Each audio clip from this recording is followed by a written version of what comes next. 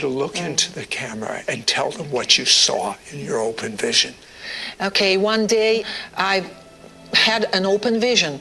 I was standing at the cross of Jesus. He was crucified, and I was standing at the foot of the cross, and I tried to look up because I wanted to see his face, and yet the cross, it seemed like the cross was going into the heavens. I didn't see his face. I saw his feet all torn out and in blood. And so then suddenly I saw a big drop of blood falling from Jesus's body, and it froze in the air. And when I looked at this drop of blood, I've heard God speaking to me. Do you realize that one drop of Jesus's blood would be enough to deal with the sin of the whole world? Yet he shed all his blood just for you alone.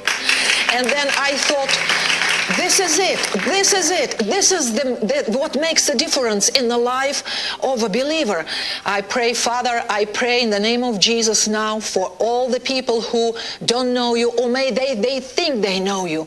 But I pray that you would reveal yourself, reveal your love for them in the way that they would understand that all the sufferings and the price that Jesus paid, it was not just for all people in the world. All this price was paid just for you alone. All his blood was shed just for you alone.